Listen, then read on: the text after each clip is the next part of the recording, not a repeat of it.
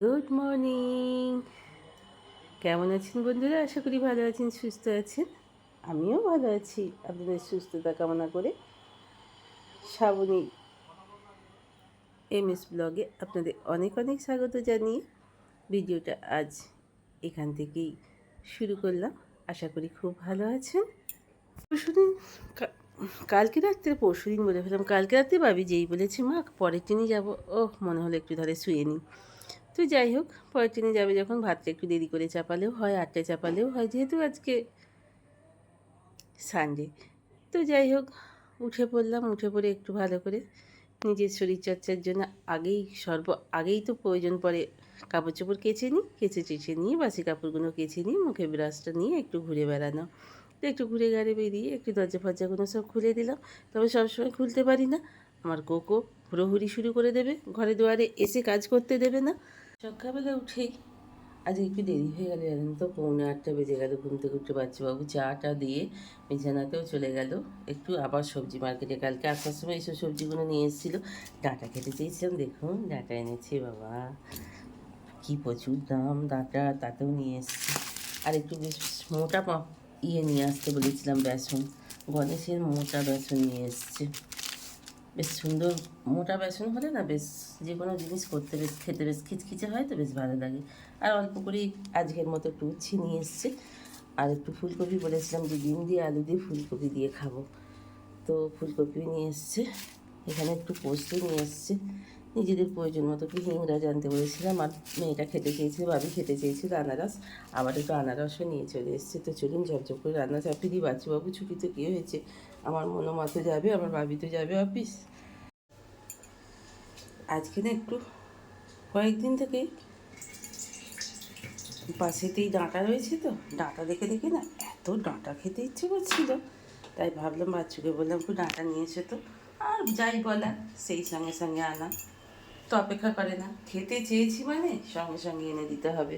ওর এমনই রীতিনীতি জানেন তো, সে যেখান থেকে হোক পয়সা জোগাড় করবে। বাবা শ্রাবণী খেতে চেয়েছি না, এনে দিতেই হবে।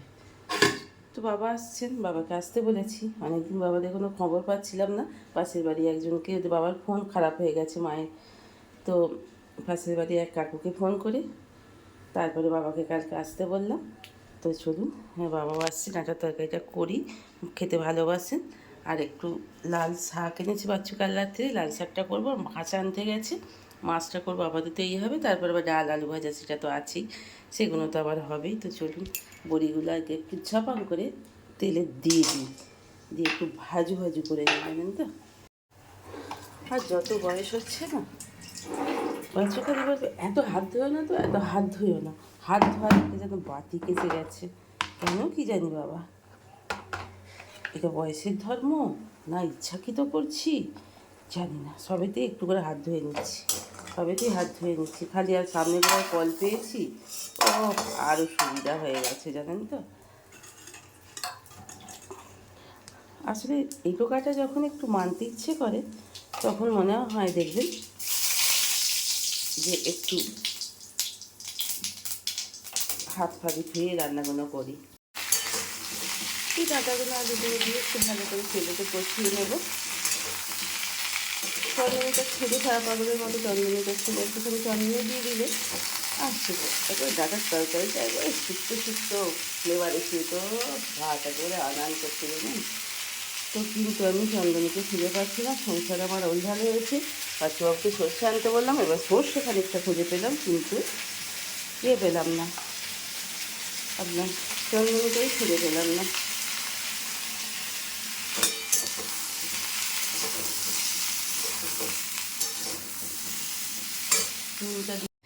ডাঁটাতে কী কী মশলা দিলে ভালো লাগে বলুন তো? একটু সর্ষে, একটু মৌরি, একটু জোয়ান, হ্যাঁ চন্দনটা ভুলে গেলাম, আর একটুখানি জিরে, গোটা জিরে, আর একটু আদা বাটা। তো এগুলো একটু বেটে নেব শিলেতে, জানেন তো, তাহলে খেতে হেভি লাগে। আর এইটুকু মশলা না মিক্সার গ্রাইন্ডারে ঠিক হয়ও না বাটা, জানেন তো, তাই জন্য এটা আমি শিলে বেটে নেব।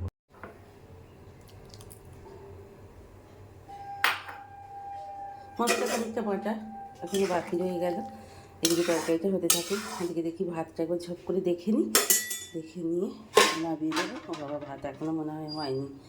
মা লক্ষ্মী যে কী যে ফুটে জানেন, কী যন্ত্রণার ব্যাপার। মানে যা হয়েছে মা লক্ষ্মী নামিয়ে দিই, বাবিকে এবার শরবতটা ভিজিয়ে রেখে দিয়েছি, এখানে শরবতটা দিয়ে আসি। তো ছোট্ট একটা সংসার আমার, আমরা খাবো চারাপোনা মাছ আর বাবি খাবে কাটাপোনা মাছ। তো সংসার ছোটোই হোক আর বড়ই হোক, এইসব ঝামেলাগুলো পোয়ানো একমাত্র আমাদের হাউস ওয়াইফরাই পারি, জানেন তো। আমরা বাড়িতে যারা থাকি তারাই পারি, তারা ছাড়া এগুলো কিন্তু পসিবল হয় না। যারা ওয়ার্কিং ওমেন তাদের পক্ষে এত রকমের করে সকালবেলা তাদের কাজে বেরোনো খুবই কষ্টের মনে হয়, আমার তো মনে হয়। যাই হোক, এদিকে আলু ভাজা যেমন করি প্রত্যেকদিন, বাবা কড়াই উল্টে যাচ্ছিলো। তো যাই হোক, আলু ভাজাটা চাপিয়ে দিয়েছি। এদিকে 2 পিস মাছ বাবির জন্য ঝপাং করে দিয়ে দিয়েছি তেলে। তো ওটা দিয়ে ওকে মাছের ঝাল একটু এইসব আবল তাবল একটুখানি রান্না করে দিয়ে ওকে সেরে দেবো। তারপরে এইসব রান্নাগুলো আবার আস্তে আস্তে করছি। তো চলুন বাবিকে আগে অফিসে বার করি, তারপরে অন্য কাজে হাত দেব। তো বেরিয়ে পড়েছি, বাবা এসছে, বাবা আমি আর বাচ্চু আগে আগে সাইকেল নিয়ে যাচ্ছে, আর আমি বেরিয়ে পড়েছি একটুখানি বিকেলে হাঁটতে। তো হাঁটতে বেরিয়েছি কোথায় বলুন তো, জিটি রোডের সামনে। যেহেতু বাবা আছে বাচ্চু আছে তাই জন্য, নাহলে ওদিকটা একটু হাঁটাহাঁটি করি। একটা আজকে মনে হলো যে এদিকটা একটু বেরিয়ে একটু হাঁটি, তো চলে এলাম তাই হাঁটতে। তো দেখতে দেখতে বেশ ভালো লাগছে, চারিদিকে লরি টরি সব দাঁড়িয়ে রয়েছে, অনেক মানুষজনও আছে, বেশ দেখতে ভালো লাগছে। তো চলুন, তো অনেকে তাকিয়ে দেখছে, যাই হোক আমার বেশ একটু ইন্টারেস্ট লাগছে। এদিকটা কখনোই কোনোদিনই আসিনি, ভালোই লাগছে তাই জন্যে। ওদিকে চপের দোকান রয়েছে, এদিকে সব দাঁড়িয়ে দাঁড়িয়ে আছে লরি। তো এইখানেই কোথাও একটু চায়ের দোকান আছে, একটা স্পেশাল চায়ের দোকান, সেটাকেই খুঁজে বেড়াচ্ছি আমরা। বাবি খাইয়েছিল, কিন্তু আমি এই মুহূর্তে পাচ্ছি না চায়ের দোকানটা। কত বড় বড় দুটো রাম ছাগল দেখুন, আমি তো এত বড় বড় কোনো দিন দেখিনি। আপনারা দেখেছেন কিনা আমাকে একটু কমেন্ট করে জানাবেন। বাবা, উনি আবার দেখুন ট্র্যাক্টরের ফলাটার ওপরে উঠে কিরাম তাই দিকে তাকিয়ে তাকিয়ে দেখছে, দেখুন। বাবা, রাস্তায় বেরোলে কত রকমের কত কি জিনিস দেখতে পাওয়া যায়। দেখুন রাম ছাগলগুলো কত বড় বড়, ওখানে দুটো দেখালাম, আবার এখানে কিরাম দুটো হাঁটছে দেখুন। বাবা, হ্যাঁ কি সুন্দর দেখতে, মুখগুলো দেখো না। খরচা তো আছে, হেভি খায় ওরা। কি ভালো দেখতে লাগছে দেখুন। হ্যাঁ, ওই যে বললাম আবারও বাজার নিয়ে চলে এসছে। ছোট্ট সংসার হলে কী হবে মনে না, সংসার বড় হোক বা ছোট হোক না, আমরা সারাদিনই মানে হাউস ওয়াইফরা এইসবগুলো আমরা করে যেতে পারি, জানেন তো। যত রকমের কাজ আমরা বাড়িতে থাকি বলেই আমাদের পক্ষে পসিবল হয়ে ওঠে সংসারের সব কিছু ছিঁড়ে করতে। আর পাশ দিয়ে অনবরত ট্রেন চলে যাচ্ছে, যে ট্রেন দেখার জন্যে ছোট থেকে বড় আবার বৃদ্ধ বনিতা সবসময় মানে তাকিয়ে থাকি, যারা আমরা বাড়িতে থাকি আর কি, ওই যে বলতাম। আর এখন কী হবে, তো অনবরত ট্রেন চলে যাচ্ছে, সেটা দেখতে আছি। তো আজকে চাপিয়ে দিয়েছি চালে ডালে। তো রান্নাটা আবার হয়ে গেছে, আতপ চাল দিয়ে মুসুরির ডাল দিয়ে একবারে সব সবজি টবজি দিয়ে একেবারে চাপিয়ে দিয়েছি। তো মশলার মধ্যে দিয়েছি একটু মাত্র হলুদ, আর ফোড়ন দিচ্ছি একটু পেঁয়াজ রসুন আর একটু চন্দনী আর একটু গোটা জিরে। তো এইটা দিলে ভীষণ ফ্লেভারটা ভালো লাগে। একটু শুকনো লঙ্কা তেজপাতা দিলে ভালো হয়, তেজপাতা গোটা খুঁজে পাচ্ছি না, শুকনো লঙ্কা তো আমরা খাই না। তো চলুন, ভিডিওটা এতক্ষণ পর্যন্ত যেসব বন্ধুরা আমার সাথে আছেন পাশে আছেন আপনাদের অসংখ্য ধন্যবাদ জানাই। আর যারা আমার ভিডিও দেখেন তাদের তো আরও অসংখ্য। আর নতুন বন্ধু হলে একটা সাবস্ক্রাইব করে আমার পরিবারকে বাড়ানোর চেষ্টা করবেন। তো চলুন, মশলাটা ভাজাটা দিয়ে দিলাম, পেঁয়াজ ভাজাটা একটু দিয়ে, ভীষণই এটা খেতে ভীষণই ভালো লাগে ওপর থেকে যদি একটুখানি ফোড়ন দেওয়া হয়। তো আজকের মতো ভিডিওটা এখানেই শেষ করব।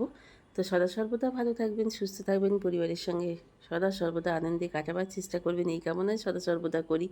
আমি যেমন সংসারকে নিয়ে ভালো থাকবার চেষ্টা করি, আমার সংসার ছোটই হোক আর বড়ই হোক, সকল কিছু সমস্যা না সমস্যা সব কিছু নিয়ে হাসি খুশি নিয়ে হাউসওয়াইফরাই আমরা এগুলো বাড়িতে এগুলো পারি।